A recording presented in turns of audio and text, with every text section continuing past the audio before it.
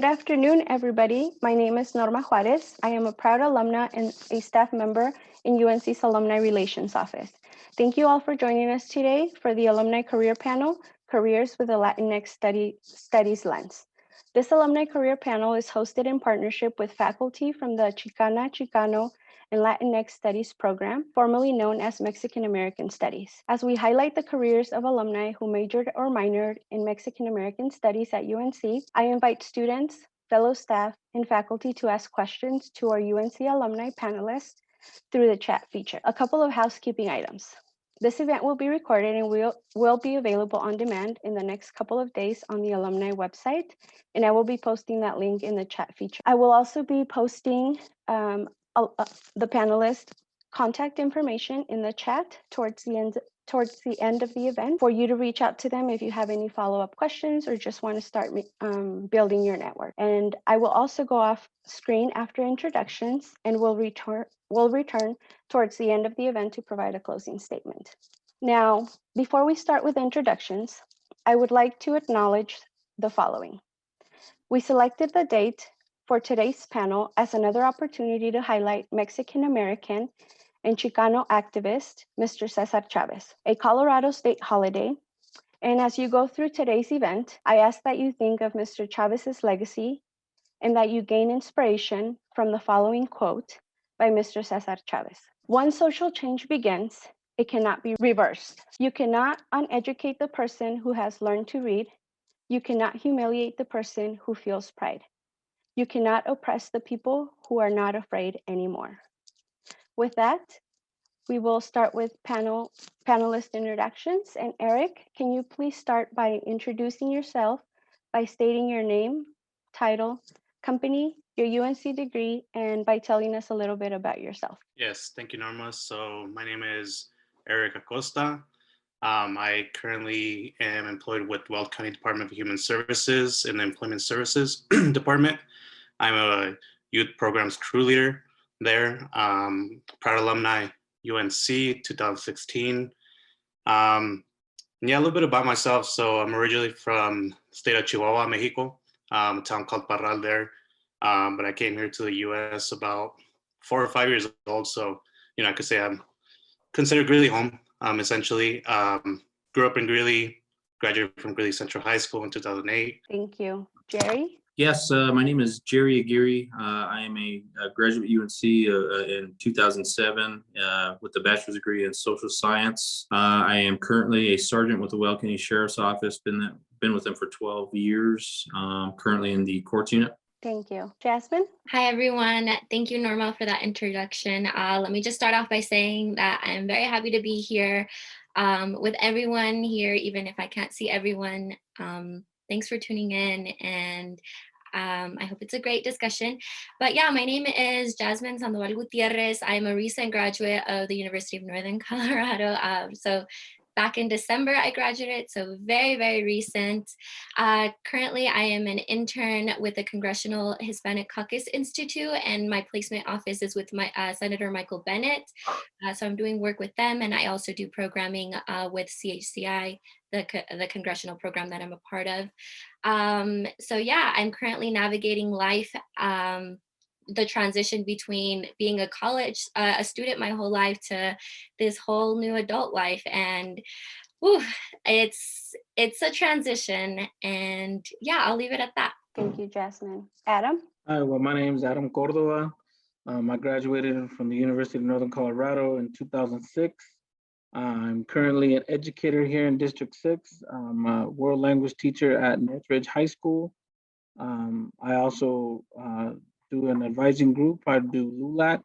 When I was there at UNC, my graduating class, one of my class, we actually started reviving LULAC and bringing it back on campus. And ever since then, I've been involved. And I want to say that was like in 2005. Like I said, I grew up as my family were a migrant family. So kind of grew up everywhere, moving around everywhere.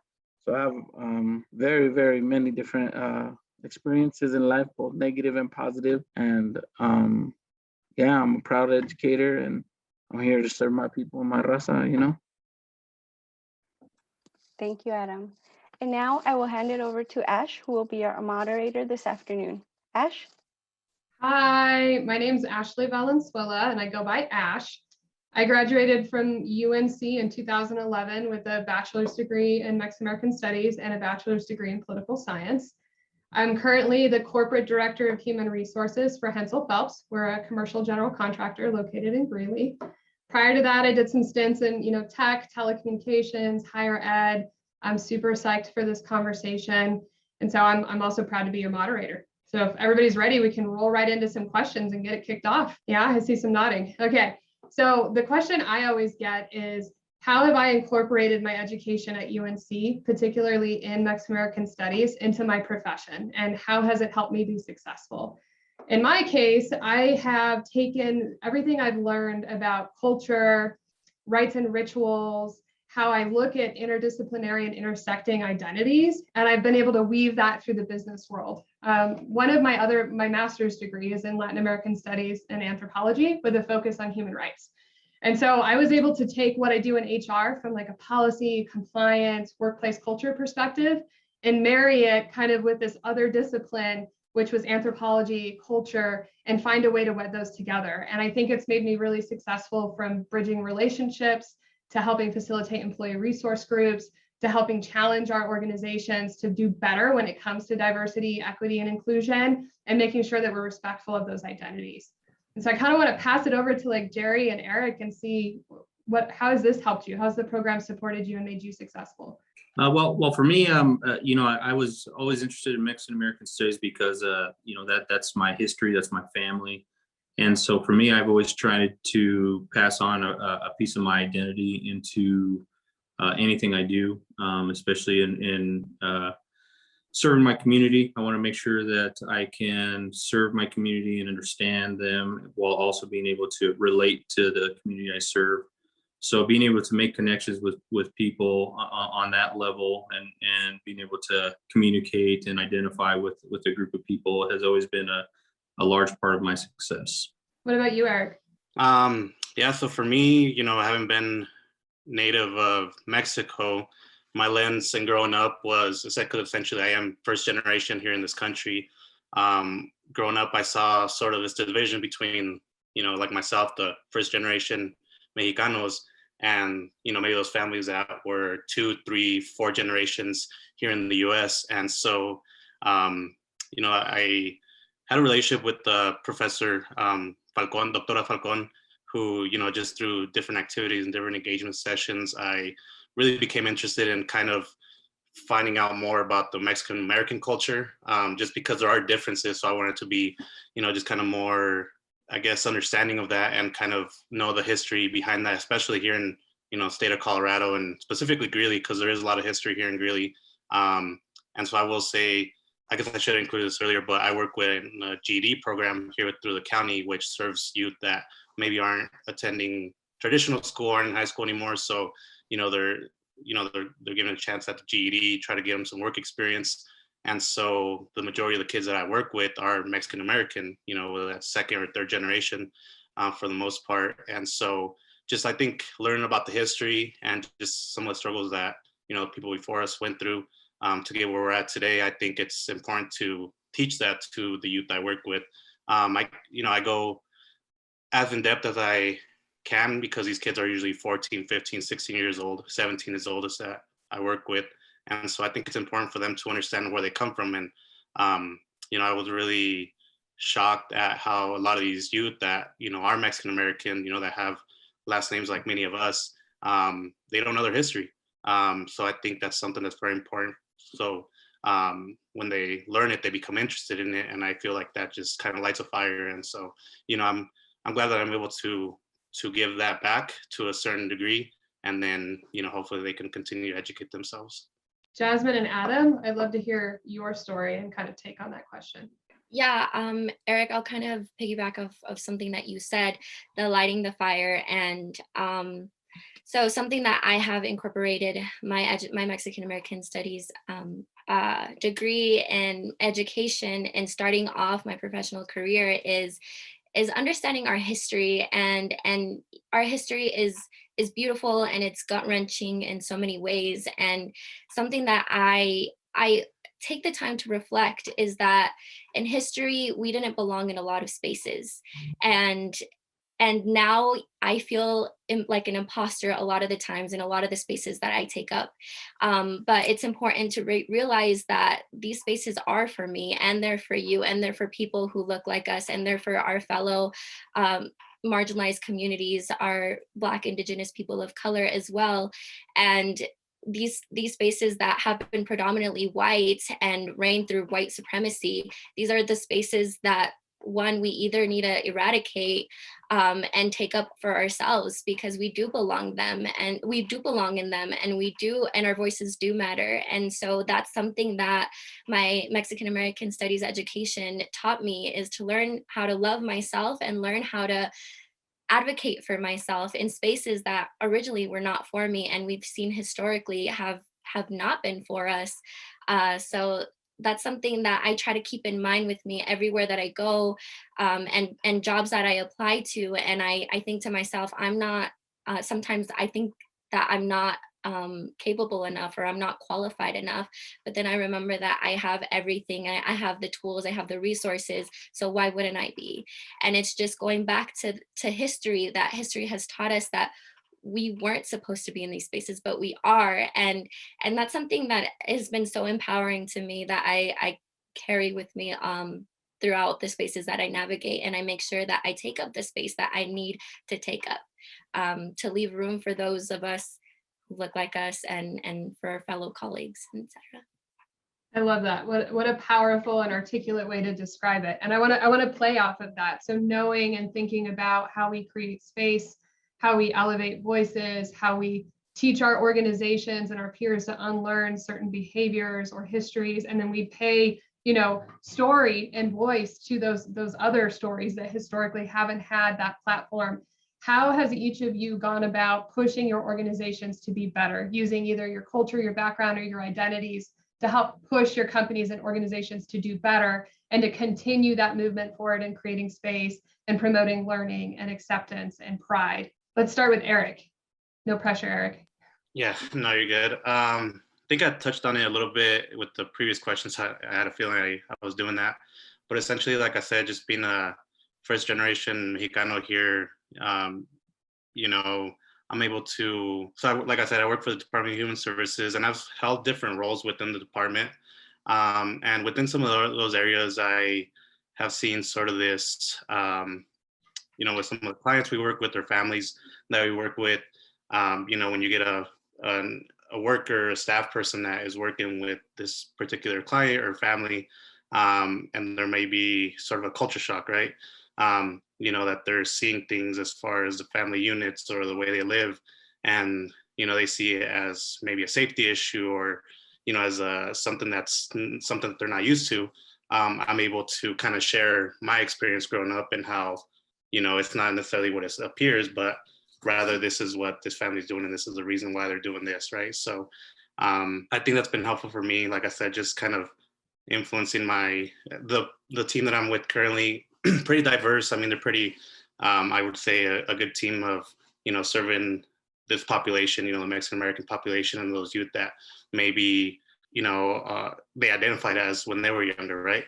So right now with this current team, I feel like I'm comfortable with my colleagues, and we're all able to kind of bounce ideas off each other, and we're always teaching each other, as far as this was my experience. And so now we become a little more understanding. But like I said, just in the other areas where there may be not as many people I can relate to, the Mexican or Mexican American culture and families, I use that opportunity to educate. So I think that's really important with my background, my education. Great, thank you. Jerry, what about you? Well, I think in law enforcement, you want to make sure you have a good understanding of the community that you serve. And so for me, being able to make those connections and have that background, being able to help my peers understand the community better, whether it be just with the connections I've made and the people I've interacted with, or kind of same thing that Eric said, things that I've encountered, and they could relate to a better understanding of an experience that I've had. it's able to put things in perspective. But making those connections and being able to communicate with different groups of people in the community, and definitely pushing for those connections is definitely a way that I've tried to make my agency better. Jasmine, Adam, anything you want to add to that question? I think you're muted, Adam. It never fails. It's okay. I do it all the time. Yep. It always happens too as an educator, but yeah.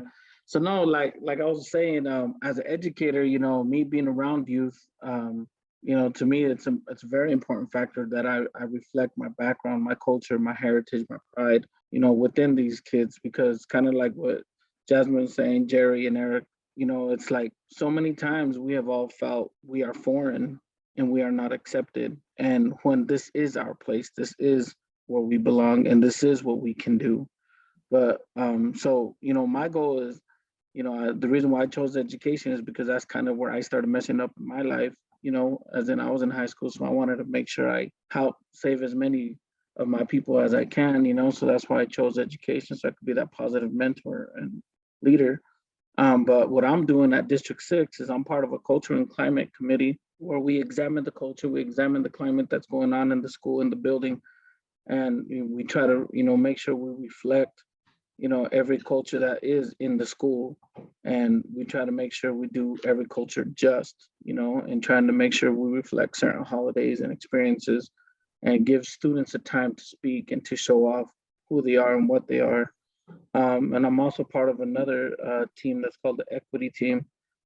So I work very close with Jesse Tijerina, and there I am also trying to make sure I bring equity to all, as well as especially within our own identity, right? Because 80-90% of our schools are Hispanic, Latinos, so I'm trying to make sure we are very represented number wise, but we are underrepresented in being in every other facet, I should say. And like I said, and then I also try to make sure I drum it up with LULAC. I try to make sure, try to instill that whole, like Eric, I'm a Mexican American myself, my family's from Chihuahua, also from Okinaga. And so, but I also grew up, around the Chicano culture as well as the Mexican culture, so I know the division he's talking about. And my goal is to blend those two together, and so I've been able to do that experience through LULAC and trying to instill pride, within ourselves, because so many kids have lost that sense of pride, or they've been forced to not recognize it or be proud of it, so my goal is to, reinstill that. Thanks, Adam. Jasmine, any last comments on this one? Yeah, I'll keep it short so we can move on to the next question. But as far as like where the spaces that I'm in, and my identity and my culture, as much as I'm proud of it, and I make sure that I don't hide it because I want to be my genuine, authentic self at all times. I also leave room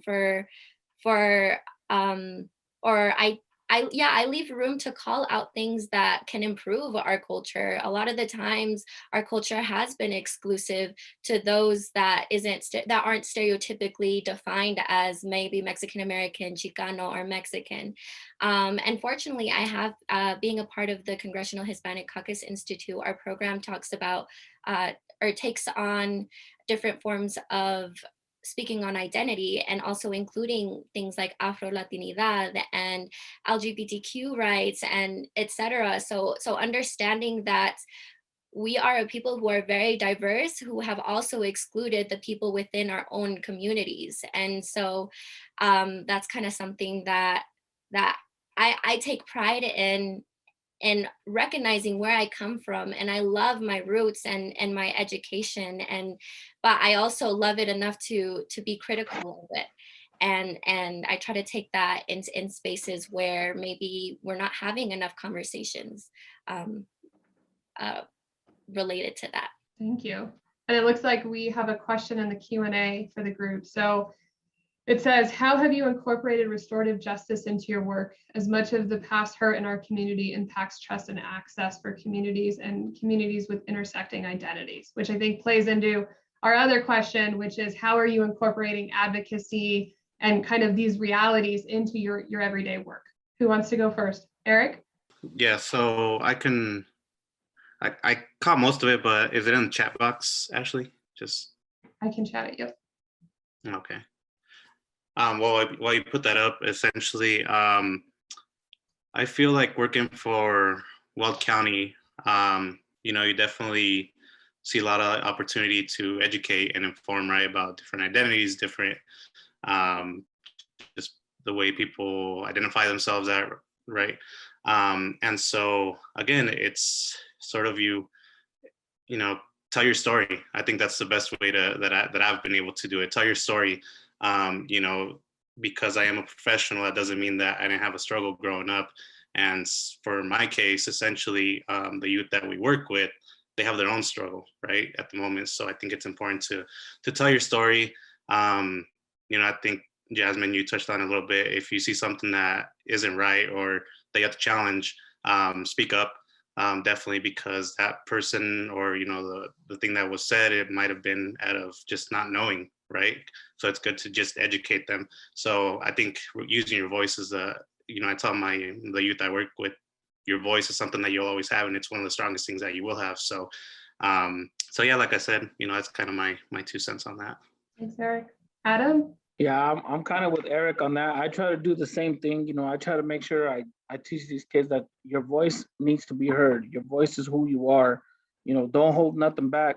And I think the most important thing is like what Eric said, you got to tell your story in order for you to get the buy-in from the kids at first.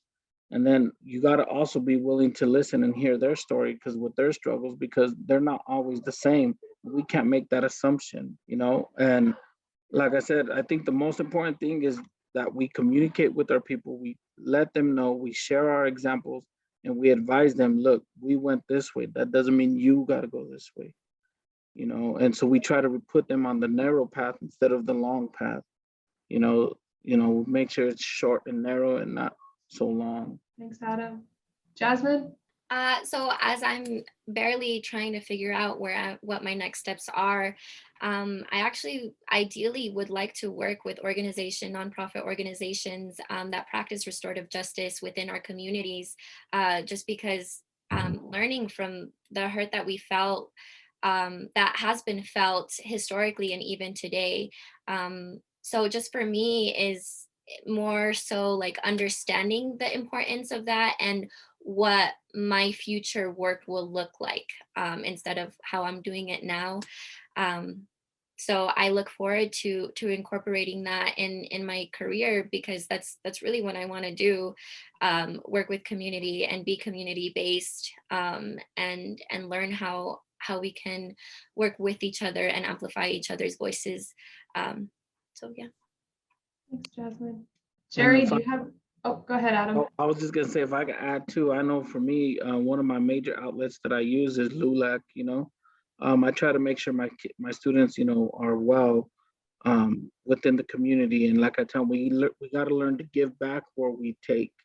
We can't just keep taking. So I try to make sure we get involved with as many community organizations as we can, so the kids can get that sense of pride of this is who I am. You know what? I am Greeley. I am Latino. We have such a negative image, due to other past events, and nobody's tried to change it. That I tell them, you are the future. Right now you live in my world. I'm gonna live in your world. You need to make the difference. This is your step. This is where you're gonna make your mark. So I try to just make sure I do that, as much as I can through LULAC and get involved within the community. It's great, like a call to action. I love that. Hey, Jerry, you're up. Yeah. Well, I think it's just as important to educate others as it is to educate yourself. And I think being able to take the opportunity to educate someone who may not know, or maybe just doesn't have the experience or the lack of experience to be able to relate to someone else, taking those opportunities instead of ignoring them, I think is a big piece of that. And I think once we start learning from each other and working with each other rather than working against each other, I think we're all going to go a long way. But instead of ignoring something or ignoring the situation, take an opportunity to maybe educate someone or help someone to understand a different perspective, I think can go a long way.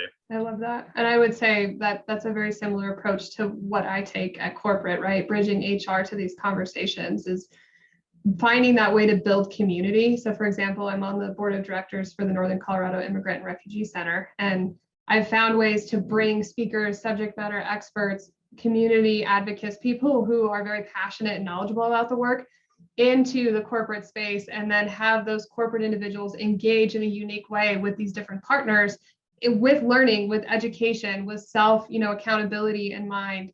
And then also using those intersecting identities and all of those different opportunities, right? Because it's the beauty, but also the challenge of our workforce, of our communities, is it's all of these things, and they're all great, but it's finding a way to, one, leverage that, but also to make sure we're giving space and grace to all of those people and all of those identities and all of those values all at the same time. And I think for us, our diversity, equity, and inclusion committees have been very helpful, and then finding a way to bridge those things to our employee resource groups, but with senior accountability in mind. This is like my HR hat on now. I think a lot of these topics are so important, and whoever asked the restorative justice question, like, props to you. It's also figuring out how the people at the most senior level of our organizations pick this up and run with it and truly engage in it. It's not just another group. It's not just another thing that our employees go and talk about. It's really, how does this make up the identity of our organizations? And so I love that. I love this conversation. So next question for the whole group is, what advice would you give current students regarding their professional journeys? And what do you wish someone would have shared with you as a student? And I guess I can go first since I'm already talking here. I would say I wish people would have encouraged me to fail more and ask more questions. It's one thing to critically think and think within your profession, but meet everything with curiosity and treat life and your journey as an adventure. And it's something that is always going to be a work in progress, and you're going to be this masterpiece that's always under construction. And so you're going to fail, you're going to get stuff wrong, you're not going to know everything, and that's totally okay.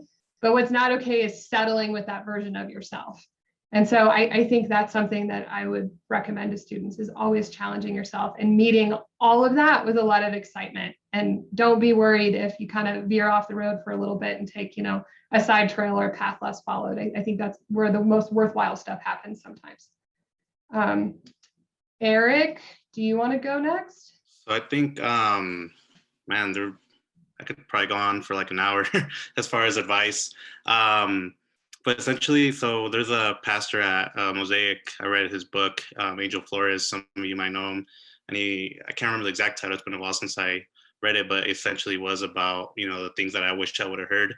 And that sort of triggered my mind. Like I mentioned during my intro, I graduated from high school in 2008, didn't graduate UNC till 2016. So that's an 8-year gap where I had no idea where I wanted to go, or as far as my career. I bounced around from different majors and different areas of studies. I went to community college for a little while. But the one thing that I think I would tell myself and tell everyone that is listening is, don't put so much pressure on yourself to have it figured out, even as you start UNC or if you just graduated. Just, try, like I think like Ashley said, try things on, if it's something you like as far as a career, just try things out. If you don't like it while you're young, you're able to sort of try different things. And the other thing is, it sounds cliche, but do something you love and get involved with it. So if you're an undergrad right now, volunteer, do an internship with an organization that you could see yourself working for. When about 2015, when I returned to UNC, I knew that I wanted to work with youth. That's really when it clicked. And so I, contacted a principal that I knew, and I said, hey, I'm gonna do an internship next year. I don't know what it's gonna look like, but can I work in your school and can I work alongside the counselor? And they said yes, just because I had a good relationship with them. So I started getting involved, started doing mentorship, advocacy with youth. And that's where I knew through that internship that that's what I wanted to do the rest of my life, at least, sort of be that mentor, that individual that can talk to that kid, or, give some insight to that youth that, maybe it's my story that they can relate to, maybe it's the advice, but just simply a relationship, right? So get involved. Like I said, volunteer in different things. It's not always about the money. That will come on later on, but if you're able to just get these skills and these experiences. I think that's something that not only is a great resume builder, but something that generally you can discover yourself through. What about you, Adam? For me, I would say one of my number one things is I would tell somebody is don't fall into being biased, on a lot of things. Keep an open mind. Unfortunately, within our society, that's one of our major problems is we're all biased in many different ways, and try not to do that because that's what's going to hold you back, and I would say another thing is to reiterate what we said earlier is don't be afraid to share your voice. Don't be afraid to step up and ask for what you're worth. I mean, I know I myself, I struggle with that too, even as an educator, I know I do so much, and I just recently was told this, and they're like, dude, why don't you step up? And I'm just like, well, I don't know, but what I just learned this actually yesterday, is like, they're like, they told me, hey, don't be afraid to ask what you're worth, man. And so I would say that's something I wish, somebody would have told me a long time ago, just due to my experience, and I would also say build as many networks as you can.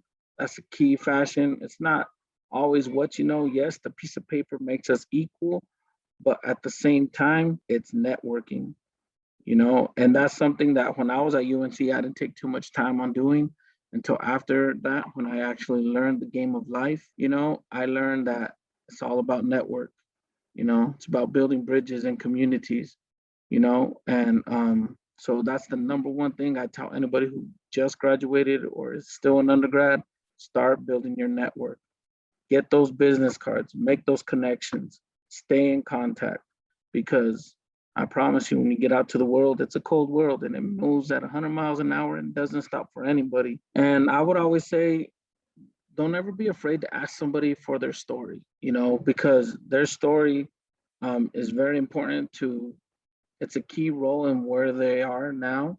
And it's a key factor, and they can have the same similar experiences that you have. And, you can see that there is light at the end of the tunnel, you know what I mean? You can make it. So don't ever be afraid to ask others for their story, and always be willing to share yours. Thanks, Adam. Jasmine, what about you? Yeah, first of all, Adam, that was beautiful advice, so thank you for that. Okay, so I'll be speaking more of as a COVID graduate, because no one prepared us for that, and I'm still not prepared. But as I'm learning as I'm going, and for my recent graduates out there who are graduating in 2021, first of all, congratulations, because graduating virtually in a global pandemic is not easy. I struggled so hard. So one, be gentle with yourself and realize what you're going through, and it's not easy. So even if you see people on social media doing all these things, there's most likely a cover behind it, because everyone is struggling in some way or somehow. So I guess my advice would be it's okay to take a break. It's hard trying to figure out what you want to do with social limitations, and that's the fact of the matter. I'm a very social person when it comes to work, and that's why I have been struggling and trying to figure out what my next moves are. Thankfully, I was able to get this internship, and I'm very grateful, because it's an amazing network. But it's okay to take a break. It's okay to do something that you didn't see yourself doing after college. For example, I picked up a side job, and it's more social and interactive, and that is my current boost of serotonin from working on in online and just in front of a screen all the time. I thankfully get to see people and interact with people. So maybe take a break for a year, or grad school, or whatever, higher education, or going into the specific job that you want maybe right now is not the time, and you need to take a break for yourself. That's okay, because we're still young, or at whatever age that you are. It's okay to take a break. It's okay to reflect on what you want to do and what your next moves are. And even if you don't know where that is, it's okay to simply exist sometimes, just because of what we're all going through. So just take in mind your mental capacity and your physical capacity, because that is important. And you can be passionate about so many things, but what will drive you at the end is how you are with yourself. So acknowledge that.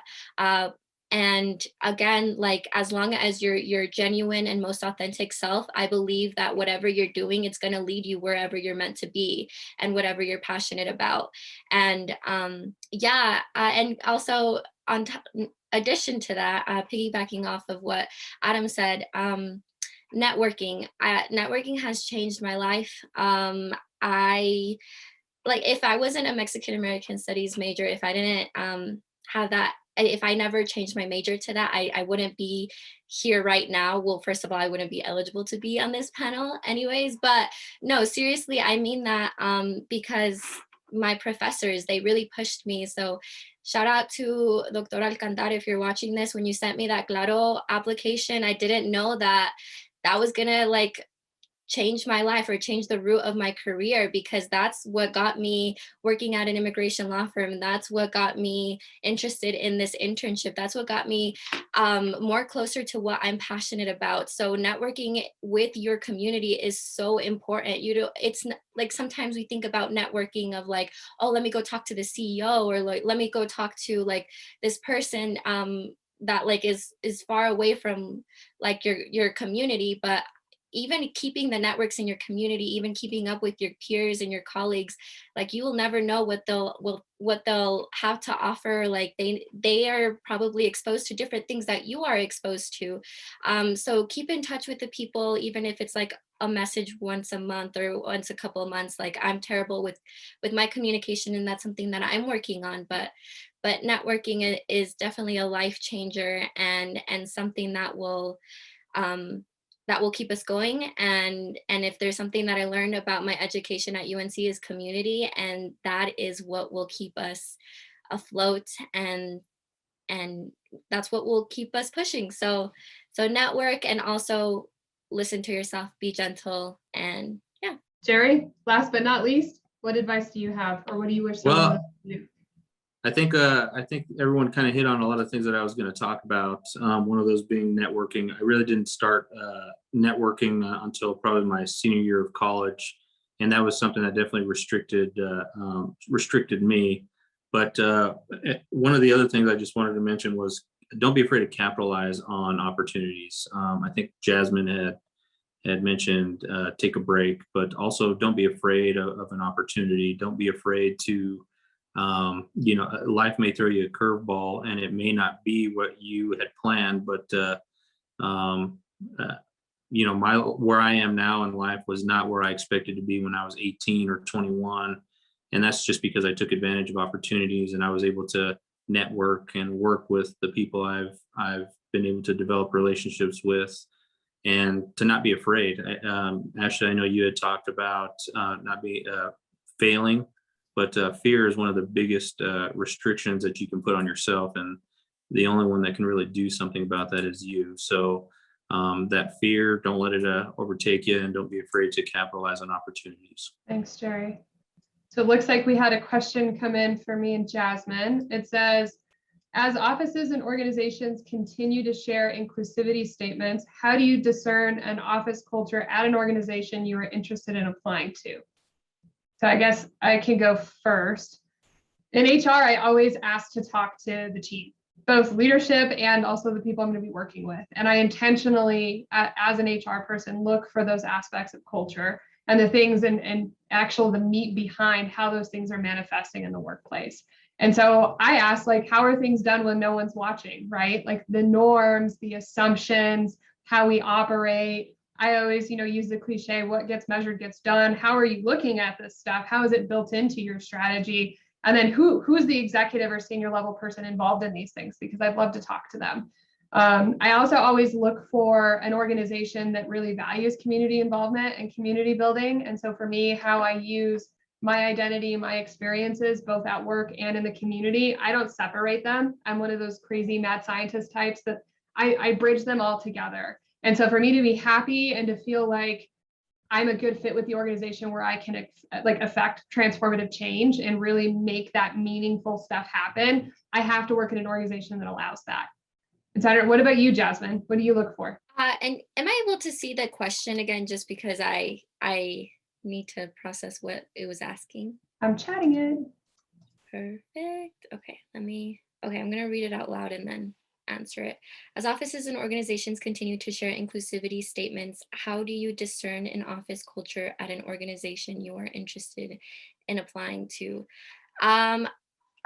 So in the process of looking for what for my next career move, is if you're going to speak about it, be about it. And so if I'm applying to an organization, I want to see that you're not just talking about having a diverse staff. I want to see pictures of your staff. And if you're not including your so-called diversity, if you're not including BIPOC people, then I probably will not apply. Also, I want to know, like, in my interview, I will make it a point to ask questions about like what we're doing for our communities and ally communities and what we can be doing better, just because I want to be a part of something that isn't making us go backwards, but go forward, and helping amplify voices and helping find justice and justice for communities that have suffered for so long. And so basically, if you're talking about it, be about it. And if there's any way that I can be of value or bring in education, and I see an opportunity that I can, maybe bring that to an organization, then I'll probably take it. But again, I'm still learning myself and educating myself as I go through this life journey. So I would have to be cognizant of the resources available to me and mentors and of my peers. Thanks, Jasmine. So the next question we have is, what experience do you have fostering inclusion in the workplace, and what strategies have you utilized, and what has been the impact? And this question is for Adam, Jerry, and Eric. So Adam, do you want to kick it off? All right. I always forget that mute button. All right. So what experiences do I have fostering inclusion in the workplace? Like I said, some of the experiences I have is kind of like, well, it's like, I don't know, it's something that we're all going through right now, especially in District 6, it's something that we're pushing for, and making sure that everybody's included and everybody's accepted and everybody's well represented, But like I said, I mean, I don't know, I guess this is something that, it's kind of a jacket that I wear, you know what I mean? It's kind of something that I'm kind of proud of, I mean, I don't mind being different. I guess that's the rebel side of me, is kind of proud to be a little bit different. I don't mind if you want to look at me under a microscope, because that's just gonna make me work harder. You know what I mean? Like, I know I look different. I'm not your general teacher, so it's like, come look at me and I'm just gonna perform, But as far as, bringing inclusion, I try to make sure that everybody's well represented, and I keep defaulting to my LULAC group.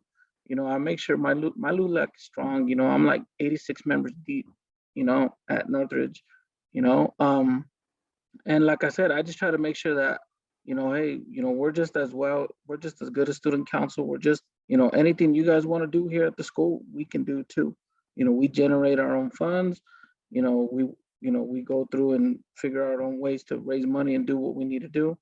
But like I said, I try to make sure that they feel included, they feel well represented. And like I said, one of my major things was, through the Culture and Climate Committee, I made sure, all the world flags and the national flags were purchased and bought and hung up in our school. So when people walk through the great hallway, they see that, So I make sure that they feel, included that way. And like I said, just advocating for everybody, when students feel that, they're being misrepresented or misunderstood or not given the same chances, I'm kind of that voice to stand up for them. As far as strategies that I've utilized, I could just say, like I tell the kids, I was like, wear it like a badge of honor, wear it like a shining star, they think we're going to go this way, but let's go that way, you know? So I kind of look at the rebel side of that, you know, and kind of use that as motivation. I love that, Adam. I always think of it as like constructive disruption, like disrupting with a purpose, challenging and rebelling, but with intention. So I love that.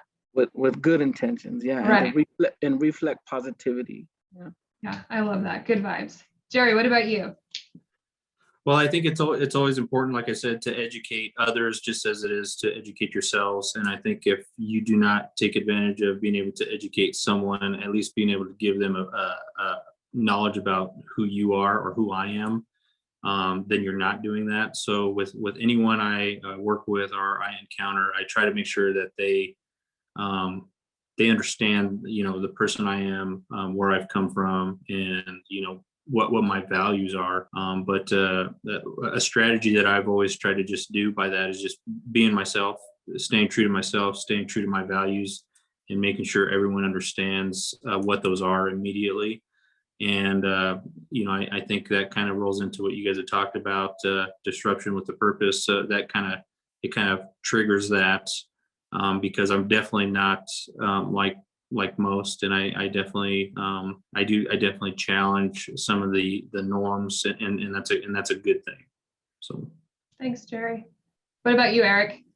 For me, I mean, just keeping it simple, it's about relationship building, you know, with my colleagues, you know, walking around as far as the workplace and my colleagues, getting to know them, you know, workplaces, for the most part that I've been around, are diverse, and I see it. So it's, I don't want to say challenge, but I challenge myself to get to know people, right? Because like I said, growing up, I saw life through this lens of, you know, me and my family and kind of the way we grew up. But through getting to know others, I can, you know, show interest and make others feel included. And at the same time, you know, kind of something that we've raved about you know, most of this time is telling our story.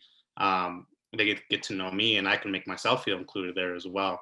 So that's what it is, building relationships with the youth as far as getting to know them and having them share their identities, where they come from, so that we can create a space where they feel welcome and that they feel like they matter, you know. And myself as, you know, their crew leader, and as a colleague, I am always open-minded and willing to educate myself to different backgrounds, different cultures, different experiences.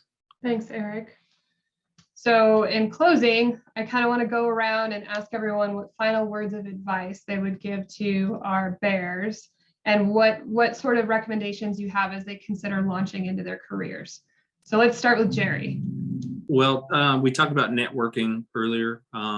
So all of us who are on this panel right now have taken time, you know, out of our lives to make ourselves available. And so I think when you meet people like that, you need to take full advantage of their willingness to be able to help you or guide you in the route you're wanting to take. So when you're at a panel like this, we don't just come just to sit here and talk. We truly want people to reach out to us and to be able to guide someone who may need a little bit of guidance. So don't be afraid to reach out to us. I'd say that's the biggest thing. Thanks, Jerry.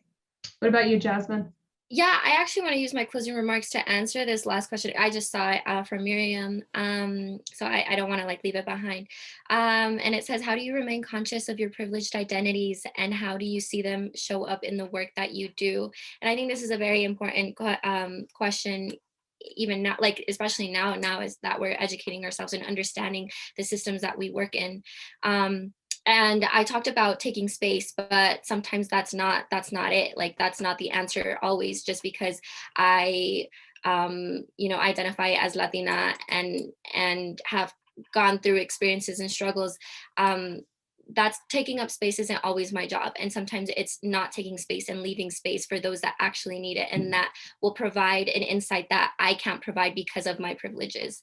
And so that's important to listen and to care for these communities as well as our own, and understanding that you're privileged and checking yourself, because as harsh as that can be, as hurtful to an ego that could be, that is probably the most important thing that you can do as an ally and as a person in your fellow community.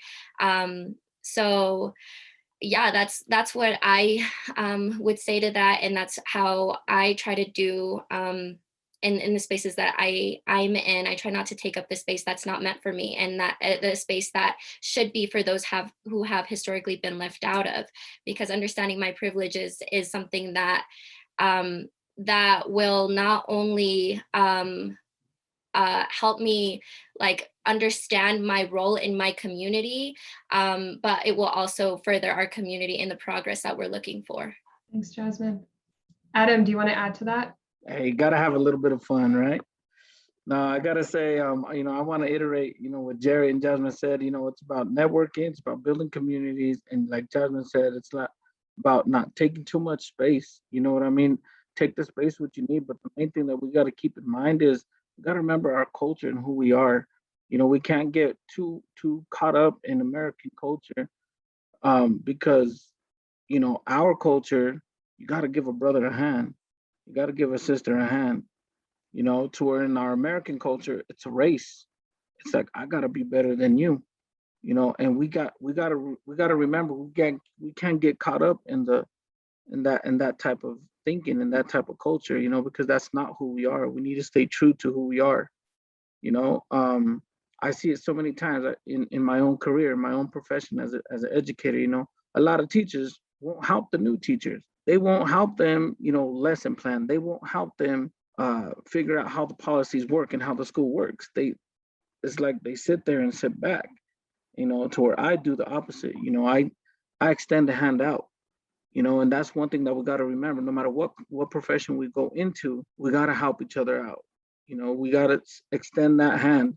It doesn't matter who you are, where you come from. Oh, I'm lighter, you're darker. That doesn't matter. Extending a hand, showing that compadrismo, because a lot of us, we tend to forget that, so that'd be my major thing is help a homie out, help a brother out, help a sister out, don't forget that, that's Thanks, my Pat. main word. Thank you. Eric? Yeah, so as far as for, those that are, jumping into their career or their job, find yourself a professional mentor.